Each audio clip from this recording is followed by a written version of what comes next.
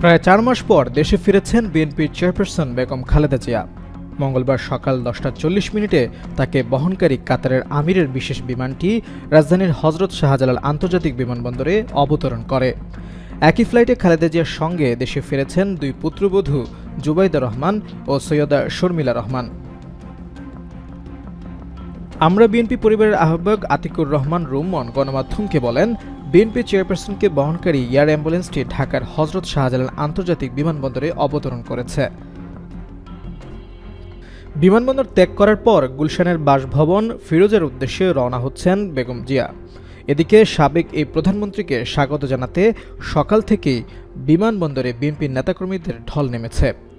নির্ধারিত সময়ের অনেক আগে থেকেই নেতাকর্মীরা বাইরের সড়কে জড়ো হন।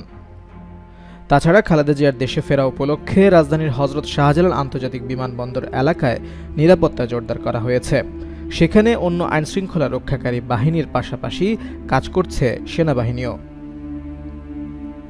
প্রসঙ্গত, সোমবার বাংলাদেশ সময় 9টা 35 মিনিটে বিএনপি চেয়ারপারসন বেগম খালেদা জিয়াকে বহনকারী এয়ার অ্যাম্বুলেন্সটি লন্ডনের হিথ্রো বিমানবন্দর থেকে বাংলাদেশের উদ্দেশ্যে রওনা হয়। খালেদা জিয়া গত 8 জানুয়ারি উন্নত চিকিৎসার জন্য যুক্তরাজ্যের লন্ডনে যান। সেখানে লন্ডন ক্লিনিকের বিশেষজ্ঞ চিকিৎসকদের তত্ত্বাবধানে চিকিৎসাধীন ছিলেন তিনি। খালেদা জিয়ার শারীরিক অসুস্থতার কথা জেনে কাতারের আমির Sheikh Tamim bin Hamad Al Thani তার যুক্তরাজ্য গমনের জন্য এয়ার অ্যাম্বুলেন্স পাঠিয়েছিলেন। সেটিতেই লন্ডনে যান এবং একই এয়ার অ্যাম্বুলেন্সে করে দেশে ফিরেছেন সাবেক এই প্রধানমন্ত্রী।